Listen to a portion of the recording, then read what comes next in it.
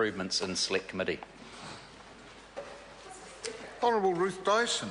Thank you very much. Can I just acknowledge the member who's just resumed his seat and say that I agreed with probably everything he said, which is a rare occurrence. Thank goodness it's the end of the parliamentary week. We can't have too much of that sort of stuff going on. But I also want to acknowledge the work that the Honourable Phil Heatley did in this space in his previous role as Minister.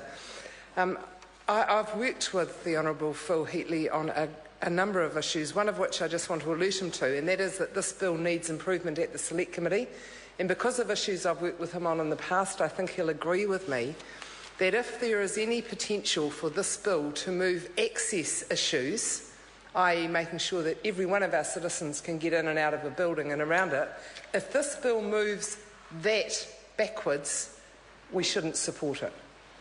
And there is a risk that it might do that. So I'll come back to that in a few minutes. But I just want to say that as a Canterbury Member of Parliament, I understand absolutely the need for us to have more rigour around the safety of our buildings, have more understanding of the potential of risk to other property or even worse still, of course, to people's health and well-being and indeed to their lives, of making sure that where we have damage, as we do substantially in Canterbury, that we're able to proceed, that our rules don't hold us back, that they enable us to proceed in a timely way so that we can do repairs or we can do rebuilding. And that's a big driver behind this legislation. Of course, we all want to make sure that our standards are robust. I've been watching with interest the progress that the Christchurch City Council has made on their understanding of the safety of earthquake issues. When we had the new provisions that a building had to be X% of the building code, the way that it was interpreted by the engineers working for the Christchurch City Council at that time was really on a tick-box basis rather than on a sensible application to say if part of a building is below the code but other parts of it are up to or above the percentage of code required, what is the structural nature of the part of the building that's below the code? If it isn't a structural consideration, then there's no safety issues at all. And that's the point that the Christchurch City Council have got to now, under what I think is outstanding leadership from the Emir, the Honourable Leanne Dalzell, a former colleague of ours here.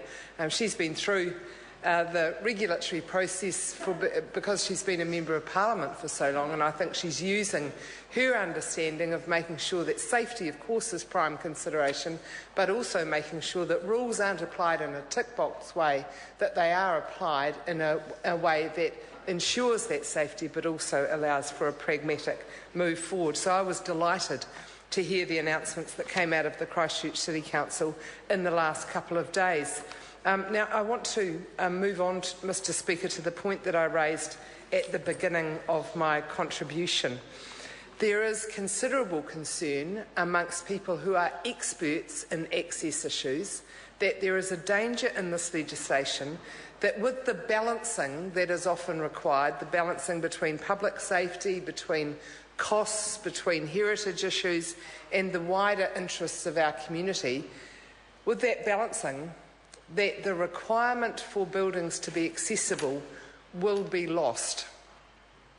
I know that in the original discussion document that was put out by the department, it actually pretty well said that.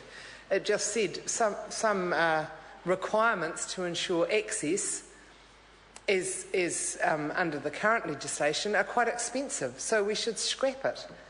Now, for me, the cost of excluding some people from having access to a building is far too high for a civilised society to bear. We should say every one of our citizens should be entitled to get in and out of public buildings, and of course when you're repairing a building or replacing it, then I think that access should just be a given.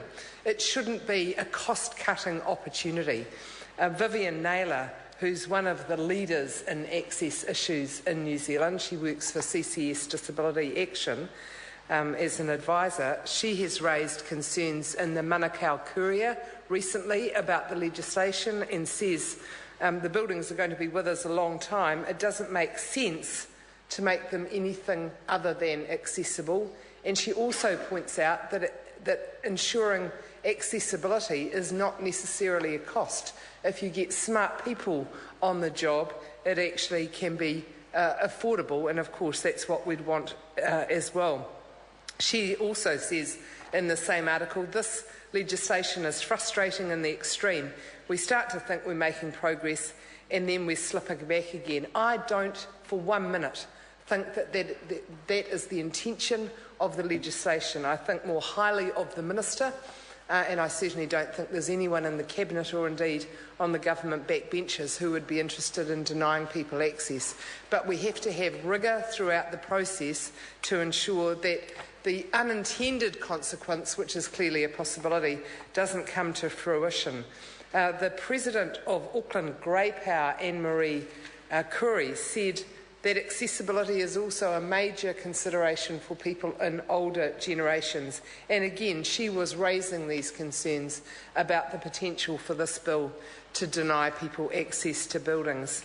The Chief Executive of Be Accessible, who's Minnie Baragwanath, said New Zealand has a chance to be a country that actually thrives with an ageing population because we've designed a world that works for everyone, not an inaccessible one. And I want her words to be, and the words of Vivian Naylor and Auckland Grey Power President Anne-Marie Curry, to be carried through to the Select Committee. And I urge every member of the Select Committee that receives this bill to reflect on those words, and I'm sure they'll be put formally in submissions, and ensure that whatever change is needed to this legislation is made after good, robust debate at the Select Committee, and that this bill comes back to the House after the Select Committee process with the potential of that inaccessibility totally removed. It cannot be left to chance, because it would be an indictment on this Parliament